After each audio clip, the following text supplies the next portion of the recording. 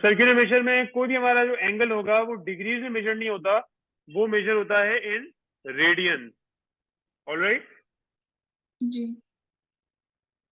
अब हमारे पास तो हमें क्या करना है, सबसे पहले तो आपको अपना जो कैलकुलेटर है उसको रेडियन मोड पर करना पड़ेगा। तो इस चीज का खास तौर पे ख्याल रखिएगा कि कैलकुलेटर आपने अपना रेडियन मोड पे रखना है। कैलकुलेटर को जो है वो डिग्री मोड पे सॉल्व नहीं करना, रेडियन मोड पे सॉल्व करना है। ठीक है। जी। अब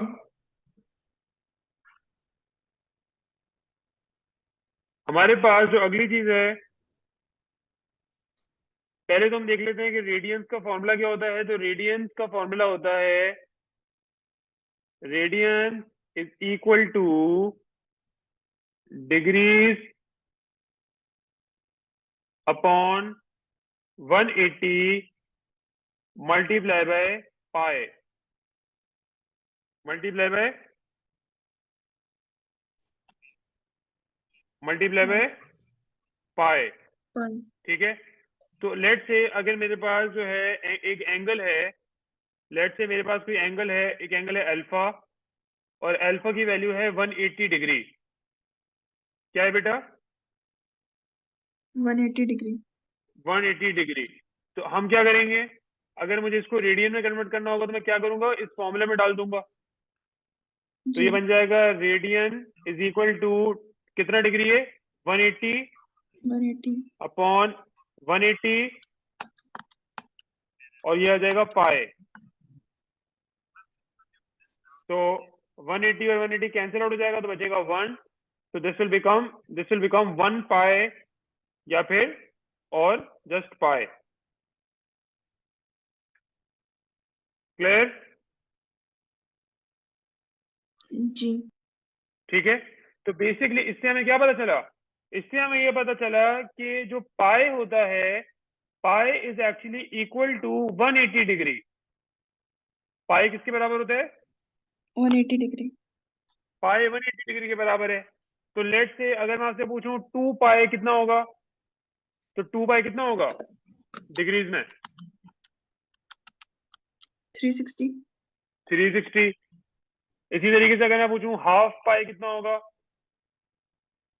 तो हाफ पाई में आप क्या करोगे, 180 को हाफ कर दोगे, 90। 90। ठीक है। जी। क्लियर? तो जी। जी। सिंपली डिग्री से रेडियंस में जाना बहुत आसान है।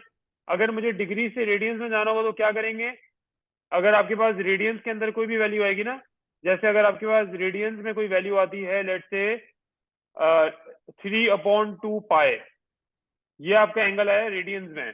अब इसको अगर आपको डिग्री में कन्वर्ट करना है तो क्या करेंगे, पाई की जगह आप लिख दोगे 180। जी। क्या आंसर आएगा?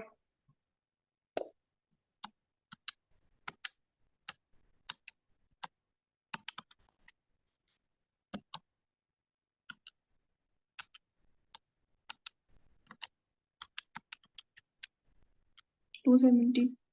270। क्लियर? जी। ठीक है। और सिमिलरली अगर मुझे उल्टा करना है, अगर मुझे डिग्रीज को रेडियन में कन्वर्ट करना है तो मुझे क्या करना पड़ेगा, फिर मैं ये फॉर्मूला इस्तेमाल करूंगा। तो अगर लेट से मेरे पास जो है 270 डिग्री को मुझे रेडियंस में कन्वर्ट करना है बेटा, तो मैं क्या करूंगा, इस फॉर्मूला में डाल दूंगा। तो 270 अपॉन 180 मल्टीप्लाई बाय पाए, तो क्या आंसर आएगा?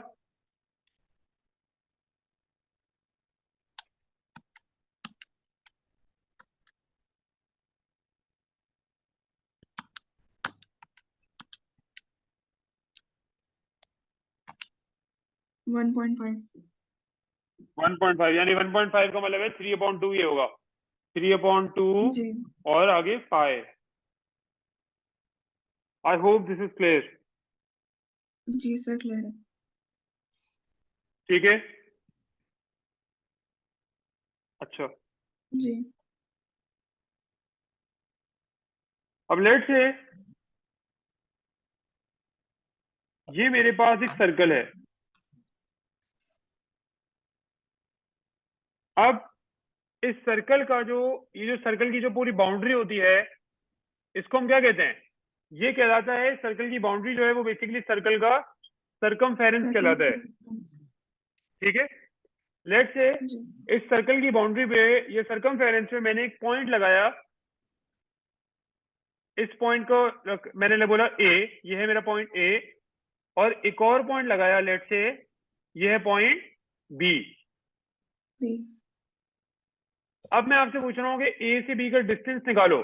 तो ये जो बेसिकली ए से बी क्या है, ये जो ए से बी जो बन रहा है, इसको हम कहते हैं, ये जो ए से बी जो चीज बन रही है सर्कल पे, इसको हम कहते हैं बेटा, this is called an arc. ठीक है, क्या कहते हैं? Arc of a arc circle. Circle. ठीक है, तो आर्क क्या होता है? आर्क बेसिकली सर्कल की जो सरकमफेरेंस है या सर्कल की बाउंड्री है, उस पे कोई भी दो पॉइंट जब हम लगाते हैं तो उनके बीच का जो भी हिस्सा होता है वो कहलाता है आर्क। क्लियर हो गई बात? लेट से जी यहाँ पे एक और पॉइंट मैं लगाता हूँ सी, और यहाँ पे बेटा मैं एक और पॉइंट लगाता हूँ डी। तो अब आप देखो, ये सी से लेके जो डी है ये भी क्या है? एक आर्क आर्क है। इसी तरह बी से लेके सी तक का भी क्या है?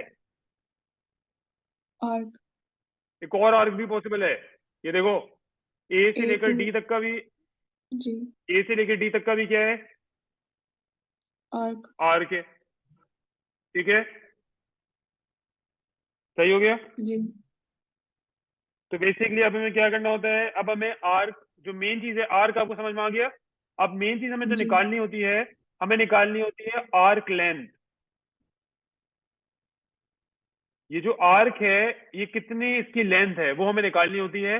तो इसीलिए हम आर्क लेंथ को रिप्रेजेंट करते हैं एस से। आर्क लेंथ क्या कहलाता है हमारा? एस। एस आर्क को किससे रिप्रेजेंट करते हैं? एस से। एस से। ठीक है, और आर्क लेंथ का जो फॉर्मूला होता है वो होता है S is equal to R theta. S is equal to R theta. क्या होता है formula? S is equal to R theta. Theta अब ये जो आर है, ये बेसिकली इस सर्कल का रेडियस है।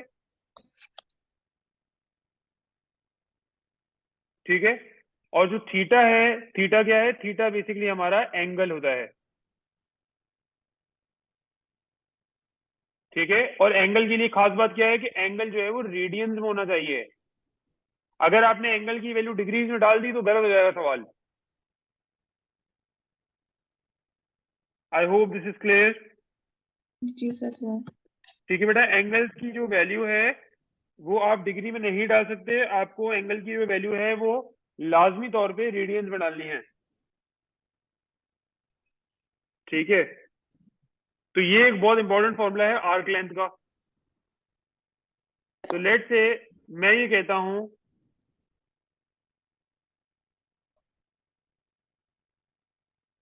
अच्छा, अब अगली चीज पर आ जाते हैं, बल्कि पहले उसके बाद ही देखेंगे।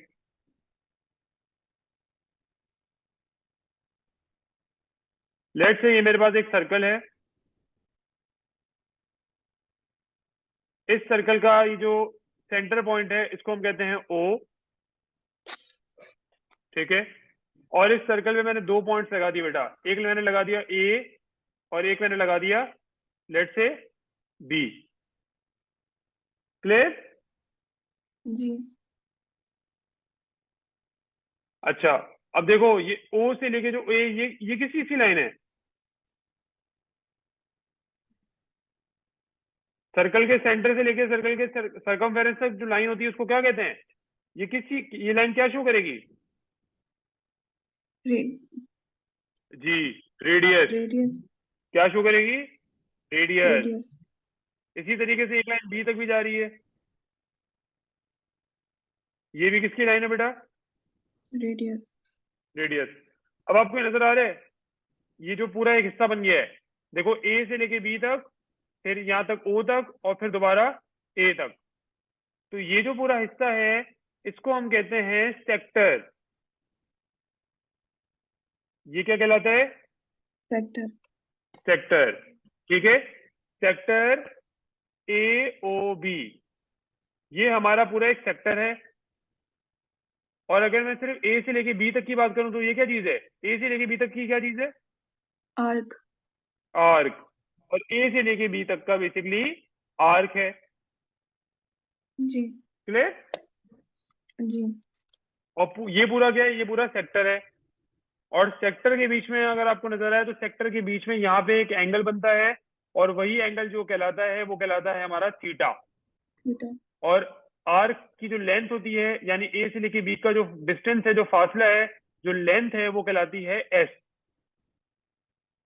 सही है? और ओ से लेकर ए तक ये क्या ये किस चीज की लाइन है? रेडियस। रेडियस। तो ये होगा आर।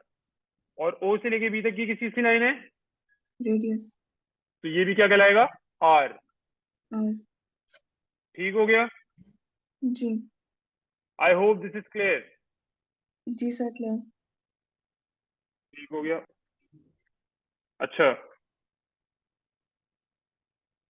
अब इसी तरह अगर मैं आपसे कहूं, पहले अब हम देख लेते हैं आर्क लेंथ, बल्कि पहले चलो मैं एक और फॉर्मूला बता देता हूँ। एक और फॉर्मूला होता है एरिया ऑफ सेक्टर का। एरिया ऑफ सेक्टर का, एरिया ऑफ सेक्टर में निकालना पड़ता है, तो एरिया ऑफ सेक्टर का फॉर्मूला देख लेते हैं। जो एरिया ऑफ सेक्टर का फॉर्मूला होता है बेटा, वो होता है half R square theta. Half R square R square theta. Theta, या फिर हाफ एस थीटा। कोई भी एक फॉर्मूला आप इस्तेमाल कर सकते हो। या तो हाफ आर स्क्वायर थीटा याद कर लो, या फिर हाफ एस थीटा इस्तेमाल कर लो। ठीक है? बेहतर ये है कि आप हाफ आर स्क्वायर थीटा का फॉर्मूला आपको याद होना चाहिए। सही है बेटा?